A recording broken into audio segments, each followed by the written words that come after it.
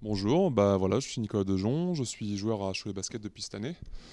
Voilà, ma carrière, j'ai commencé le basket assez tard, vers 18 ans, et je me suis dirigé vers le centre de formation de Vichy, où j'ai joué 3 années en professionnel.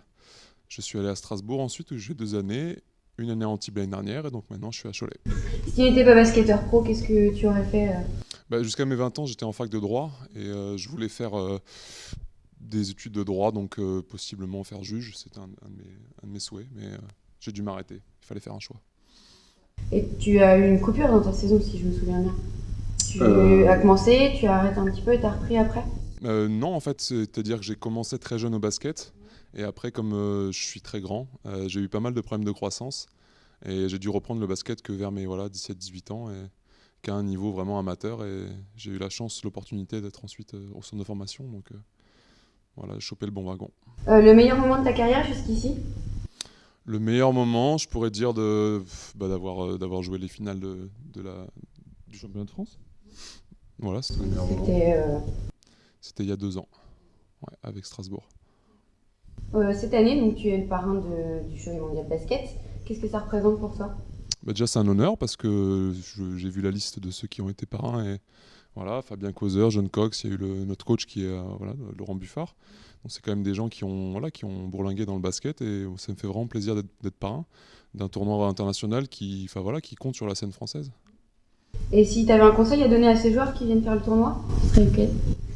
Un conseil, alors dans leur carrière, plus généralement, je dirais de travailler tous les jours. Et que le travail paye toujours. Quel était ton modèle lorsque tu étais jeune? Ou même maintenant, si tu en as un? Mon modèle, j'ai pas vraiment de modèle. J'arrive de la salle tous les jours, je me dis je bosse et puis après je verrai bien. Après on a tous rêvé de basketteurs, voilà, des Michael Jordan, voilà, des joueurs comme ça. Moi j'ai un joueur que j'aime beaucoup, c'est Dirk Nowitzki en NBA. Et après s'en inspirer, c'est très hautain, mais en tout cas c'est voilà, d'essayer de développer le meilleur basket qu'on peut faire. Donc tu étais assez observateur de tes modèles quand tu étais jeune.